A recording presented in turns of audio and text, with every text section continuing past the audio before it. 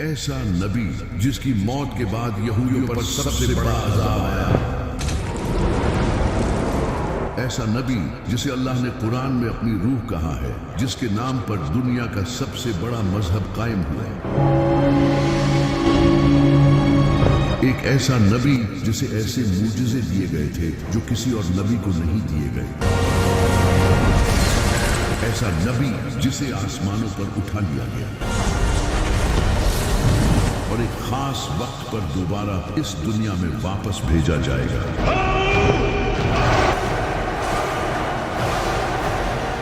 اس کا نام تھا حضرت عیسیٰ علیہ السلام۔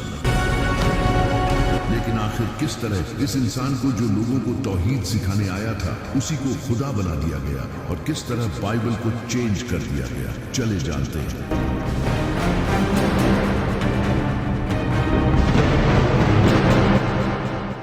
جب بنی اسرائیل کی حالت بہت ہی خراب ہو چکی تھی، ان کے اسکالرز کرپٹ ہو چکے تھے، انہوں نے کتابیں بدل دی تھی اور دنیاوی فائدے کے لیے دین بیچ رہے تھے۔ انہوں نے پورے دین کو ہی اپنے مطابق بدل دیا تھا۔ اوپر سے اس وقت فلسطین پر رومن امپائر کی حکومت تھی جو کہ یہودیوں پر بہت ظلم کرتی تھی۔ وہ ان سے بھاری ٹیکس لیتے تھے، ان سب کی حالت بہت خراب تھی، لیکن ان کی کتابوں میں ایک مسیحا کے آنے کا ذکر تھا جو انہیں اس ظلم سے آزاد کرے گا۔ تو اس وقت یہودی اس مسیحا کا انتظار کرنے لگے۔ وہ سمجھتے تھے کہ ان کا یہ مسیحا کسی پاورفل بادشاہ یا ایک وارئر کی شکل میں آئے گا، لیکن اس کا الٹا ہوا۔ ایک دن ایک پاک دامن نیک عورت کے گھر حضرت جبرائیل ایک خوبصورت انسان کی شکل میں آئے۔ اس عورت کا نام تھا سیدہ مریم علیہ السلام، جو کہ حضرت زکریا علیہ السلام کی پرورش میں بڑی ہوئی تھی۔ حضرت جبرائیل نے انہیں کہا کہ اللہ آپ کو بغیر شادی کیے ایک عظیم بیٹا دے گا۔ سیدہ مریم کافی حیران ہوئی اور اس کے بعد وہ لوگوں سے دور کسی جگہ چلی گئی۔ جب انہیں شدید درد محسوس ہوتا تو وہ ایک کھجور کے درخت کے پاس چلی جاتی اور کہتی کاش اس سے پہلے مجھے موت آ جاتی، لیکن تبھی غیب سے ایک آواز آتی کہ غم نہ کرو، اور تبھی ان کے نیچے سے ایک پانی کا چشمہ پھوٹ پڑتا، اور جب وہ درخت کو ہلاتی تو تازہ کھجوریں گرتی جس سے انہیں حوصلہ ملتا۔ ان سب کے بعد پھر ایک دن حضرت عیسیٰ علیہ السلام کا جنم ہوا۔ سیدہ مریم انہیں لے کر واپس سے بستی میں لوگوں کے پاس چلی گئی، لیکن جیسے ہی ان لوگوں نے انہیں اس بچے کو تھامے ہوئے دیکھا تو انہوں نے ان پر برے الزام لگانا شروع کر دیے، اور ہر انسان ان پر چیخنے چلانے لگا۔ یہ دیکھ کر سیدہ مریم پریشان ہونے لگی، لیکن تبھی اللہ کی طرف سے ایک معجزہ ہوا اور ان کی گود میں وہ بچہ بولنا شروع ہو گیا۔ یہ سن کر وہاں سبھی لوگ خاموش ہو گئے، ان کے چہرے حیران اور پریشان تھے، اور اس سے سیدہ مریم کی پاک دامنی ثابت ہو گئی۔ اس کے بعد سیدہ مریم نے حضرت عیسیٰ علیہ السلام کی پرورش کی۔ وہ بچپن سے ہی ایک نیک اور سادہ شریف انسان تھے۔ وہ کم کھانا کھاتے تھے، سادہ کپڑے پہنتے تھے اور اپنا زیادہ وقت عبادتوں میں گزارتے تھے۔ وہ مٹی کے پرندے بنا کر اللہ کی مدد سے انہیں زندہ کر دیتے تھے۔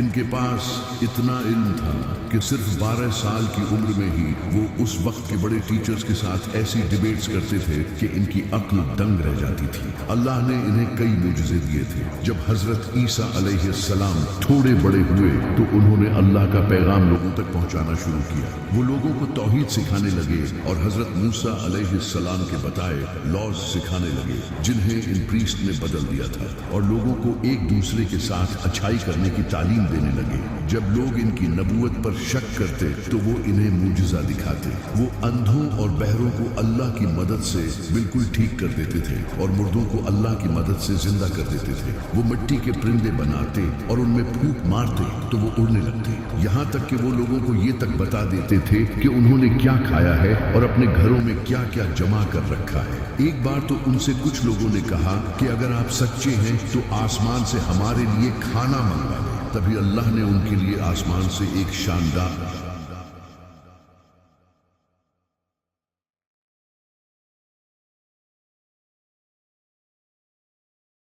دعوت اتاری اور کہا کہ اگر اب بھی تم لوگ حق سے منہ موڑو گے تو تمہیں دردناک عذاب دیا جائے گا۔ लेकिन जब उस वक्त के प्रीस्ट ने ये सब देखा तो वो जान गए कि इन सब से उनकी असलियत लोगों के सामने आ जाएगी। उन्होंने लोगों को बेवकूफ बनाकर जो दौलत जमा कर रखी थी, अब वो सब खतरे में थी। हजरत ईसा अलैहिस्सलाम ने इनकी करप्शन और मुनाफिकत लोगों के सामने लाना शुरू कर दी। इन सब के अलावा उस वक्त के लोग गुनाहों और दुनिया की लज्जतों में पड़ चुके थे और हजरत ईसा अलैहिस्सलाम इन्हें ये सब छोड़ने का कहते थे, लेकिन उन्होंने हक को छोड़कर दुनिया को चुना और हजरत ईसा अलैहिस्सलाम की बात नहीं मानी। लोगों ने भी हजरत ईसा अलैहिस्सलाम के ये सब मुझसे देखने के बाद भी उनसे और मुझजों की डिमांड की। हजरत ईसा अलैहिस्सलाम इनकी बातों से बहुत गुस्सा हुए कि इन सब मुझजों के बाद भी तुम्हारे दिल हक को तस्लीम नहीं कर रहे, क्योंकि यहूदियों को ये लगता था कि उनका ये मसीहा एक पावरफुल बादशाह की सूरत में बड़ी फौज लेकर उन्हें बचाने आएगा।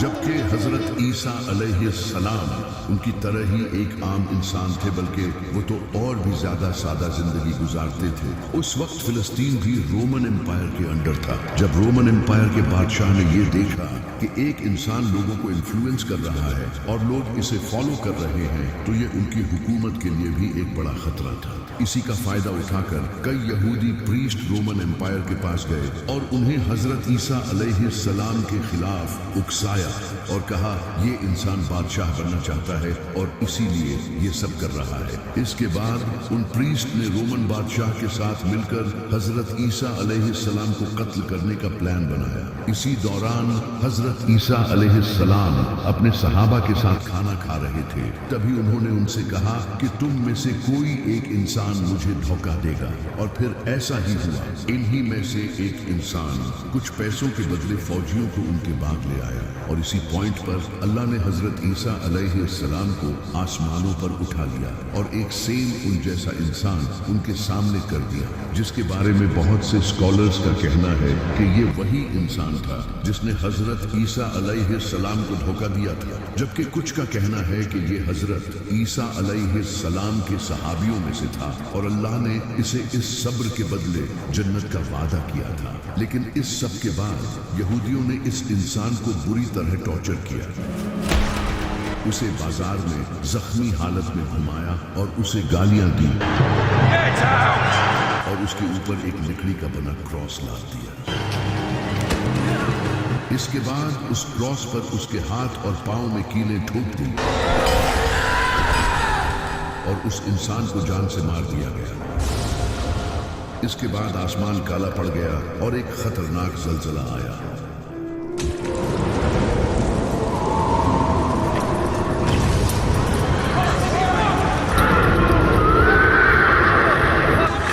ये उन लोगों के लिए एक निशानी थी आने वाले अजाब की। लेकिन हजरत ईसा अलैहिस्सलाम को एक खास वक्त के लिए आसमानों पर उठा लिया गया।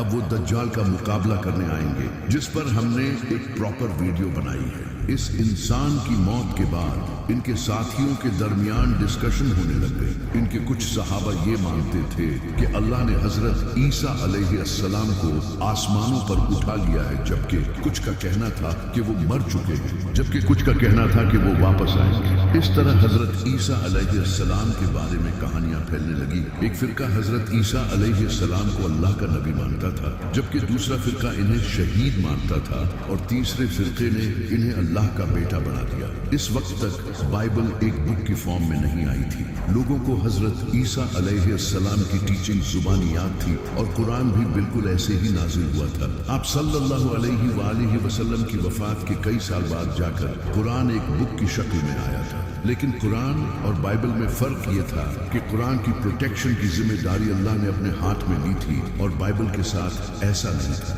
इस वजह से लोगों ने बाइबल को चेंज कर दिया। जब 70 ईस्वी में एक इंसान जो कि हजरत ईसा अलैहिस्सलाम के फॉलोअर्स से इतनी नफरत करता था कि उन्हें टॉर्चर करता और जेलों में डाल दिया करता था, इस इंसान का नाम था सॉल ऑफ टार्सस।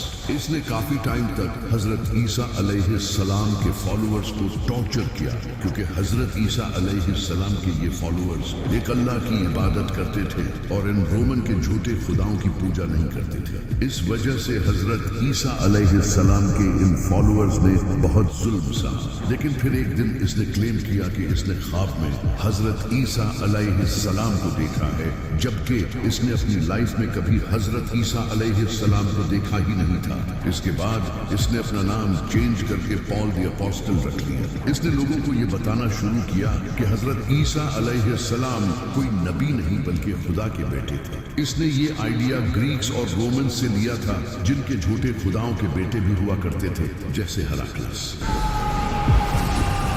اس نے ان آئیڈیاز سے اپنی ایک الگ ہی کرسچینٹی بنا لی، جسے اس وقت کے لوگ ایکسپٹ کرنے لگے، کیونکہ وہ پہلے سے ہی گریکس اور رومنز کے ان کانسیپٹ کو مانتے تھے، تو یہ نئی ٹائپ کی کرسچینٹی انہیں ریلیٹیبل لگی۔ پال نے لوگوں سے کہا کہ جیسس نے اپنی جان کی قربانی انسانیت کے گناہوں کی معافی کے لیے دی۔ ان کے طریقوں پر چلنے کی ہمیں کچھ خاص ضرورت نہیں ہے، بلکہ ہمیں تو ان کی اس قربانی کو ماننا ہے، یعنی کہ اس انسان نے کرسچینٹی کو ہی بدل دیا تھا۔ اس نے ڈیفرنٹ چرچز کو لیٹر بھیجے اور بائبل میں اپنے ان کنسیپٹس کو ایڈ کروایا، جو کہ بعد میں جا کر نیو ٹیسٹمنٹ کا حصہ بنے۔ لیکن جیروسلم میں حضرت عیسیٰ علیہ السلام کے کچھ فالوورز نے پال کے ان آئیڈیاز کو ریجیکٹ کیا اور انہیں اللہ کا ایک نبی ہی مانا۔ انہی لوگوں میں سے ایک حضرت عیسیٰ علیہ السلام کے بھائی بھی تھے، لیکن ان کی ان باتوں کی طرف لوگوں نے دھیان نہیں دیا، اور پال کی اس نئی کرسچینٹی کو لوگوں نے ایکسپٹ کرنا شروع کر دیا اور یہ لوگوں میں فیمس ہو گئی۔ اس وقت تک بائبل کو ایک بک کی شکل دے دی گئی تھی، اور اسے حضرت عیسیٰ علیہ السلام کی وفات کے 40 سے 80 سال بعد لکھا گیا تھا، اور اس کے 4 گاسپلز تھے: مارک، میتھیو، لوک اور جان۔ ان چاروں گاسپلز میں حضرت عیسیٰ علیہ السلام کے بارے میں ایک دوسرے سے ڈیفرنٹ باتیں لکھی تھی، اور کئی ایسی باتیں بھی لکھی تھی جو کہ حضرت عیسیٰ علیہ السلام نے کبھی بھی نہیں کہی۔ حضرت عیسیٰ علیہ السلام کے منہ سے جیسے مردوں کو زندہ کرنا، پرندوں میں روح ڈالنا، انہیں اللہ کا بیٹا پروف کرنے کے لیے دلیل کے طور پر یوز کیا جانے لگا، جبکہ یہ تو معجزے انہیں اللہ کی طرف سے دیے گئے تھے۔ لیکن اس وقت کئی پرانی گاسپلز بھی موجود تھی، جیسے کہ gospel of Thomas, gospel of Barnabas, gospel of Hebrews. ان میں حضرت عیسیٰ علیہ السلام کو ایک نبی ہی لکھا گیا تھا، لیکن ان گاسپلز کو چرچ کے لیڈرز نے غلط کہا اور انہیں قبول نہیں کیا۔ لیکن ابھی سارے کرسچین حضرت عیسیٰ علیہ السلام کو خدا کا بیٹا نہیں مانتے تھے۔ پھر 4th سینچری میں Constantine the great Roman empire کا بادشاہ بنا۔ اس وقت اس کی پوری امپائر پالیٹکس، جنگ اور ریلیجن کی وجہ سے آپس میں ہی ڈیوائیڈ ہو چکی تھی، تو اس نے اپنی پوری امپائر کو یونائٹ کرنے کے لیے لوگوں کو آزادی دے دی کہ وہ اپنے ریلیجن کو اوپنلی فالو کر سکتے ہیں۔ یہ پہلی بار ہوا تھا کہ کرسچینٹی بھی ایک ریلیجن بن چکی تھی جسے لوگ آزادی سے فالو کر سکتے تھے۔ اس سے پہلے لوگ کرسچینز پر ظلم کرتے تھے اور ان کے ریلیجن کے بھی خلاف تھے۔ اس وقت کرسچینٹی کے 2 فرقے تھے، ایک جو حضرت عیسیٰ علیہ السلام کو نبی مانتے تھے، دوسرے جو انہیں خدا کا بیٹا مانتے تھے۔ انہی فرقے میں سے ایک انسان کھڑا ہوا جس کا نام تھا ایریس، جو کہ لوگوں کو بتانے لگا کہ حضرت عیسیٰ علیہ السلام اللہ کے نبی تھے، نہ کہ ان کے بیٹے۔ ان کی باتوں کو کئی لوگوں کا سپورٹ بھی ملا، لیکن اس وقت کے چرچ کے لیڈرز نے اس کی سخت مخالفت کی، جو کہ حضرت عیسیٰ علیہ السلام کو خدا کا بیٹا مانتے تھے۔ اس سے پوری امپائر میں کانفلکٹ پیدا ہوا اور لوگ ایک دوسرے کی مخالفت کرنے لگے۔ جب کانسٹنٹین کو یہ پتا چلا تو اس نے اس ایشو کو فوراً حل کرنے کا سوچا، کیونکہ اس نے لوگوں کو یونائٹ کرنے کے لیے ہی تو ریلیجن فالو کرنے کی آزادی دی تھی، لیکن اب تو اور زیادہ ایشوز آنے لگ گئے تھے۔ تو کانسٹنٹین نے ایک بڑی کاؤنسل بلائی جس میں 300 سے بھی زیادہ پریسٹ آئے۔ ان سب کے درمیان ایک میٹنگ ہوئی، لیکن اس میٹنگ میں ایریس کے اس آئیڈیا کو لوگوں نے ریجیکٹ کر دیا اور حضرت عیسیٰ علیہ السلام کو خدا کا بیٹا ڈکلیئر کر دیا۔ اس کے بعد سے جو بھی حضرت عیسیٰ علیہ السلام کو خدا کا بیٹا نہیں مانتا تھا، اس کی بائبلز کو جلا دیا جاتا تھا اور انہیں مار دیا جاتا تھا۔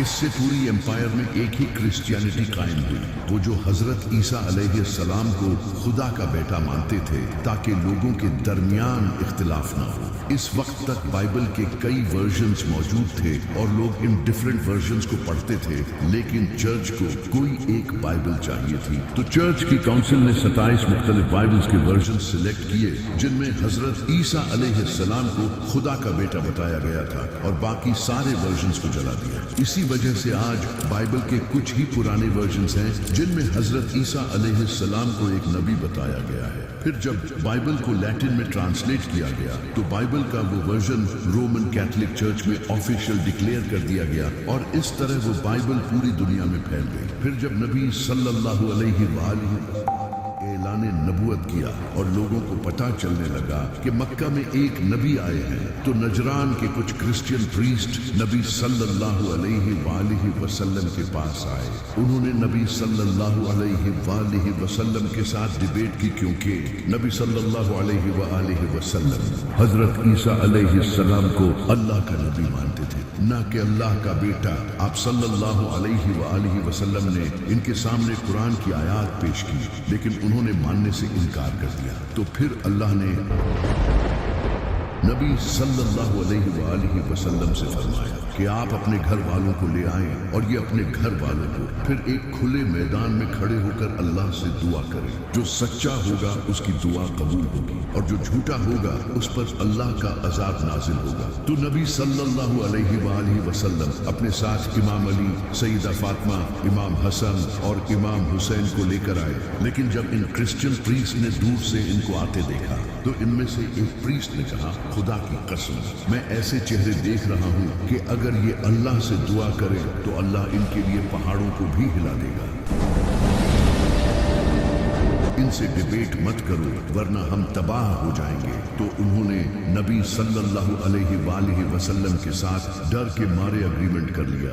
हजरत ईसा अलैहिस्सलाम को कत्ल करने की साजिश यहूदियों की सबसे बड़ी गलती थी, क्योंकि हजरत ईसा अलैहिस्सलाम यहूदियों के लिए आखिरी मौका थे। अल्लाह ने उन्हें खुले मुजज़ों के साथ इनके पास भेजा था ताकि वो हक को कबूल कर ले। ऐसे मुजज़े किसी भी नबी को नहीं दिए गए थे, लेकिन उन्होंने ईमान लाने की बजाय इनकार कर दिया। फिर अल्लाह ने उन पर एक के बाद एक अजाब नाज़िल किया। जब अल्लाह ने हजरत ईसा अलैहिस्सलाम को आसमानों पर उठा लिया तो कुछ टाइम बाद यहूदियों ने रोमन एम्पायर के खिलाफ बगावत शुरू कर दी, क्योंकि यहूदी खुद हुकूमत हासिल करना चाहते थे। यहूदियों ने यरूशलेम में रोमन्स को हराकर आज़ादी हासिल कर ली। जब उस वक्त के रोमन बादशाह नीरो को ये खबर मिली तो उसने अपने बेटे टाइटस को एक फौज के साथ यरूशलेम भेजा। टाइटस ने यरूशलेम को सीज कर लिया और शहर को फतह कर लिया। इसके बाद रोमन्स ने यहूदियों के टेम्पल को तबाह कर दिया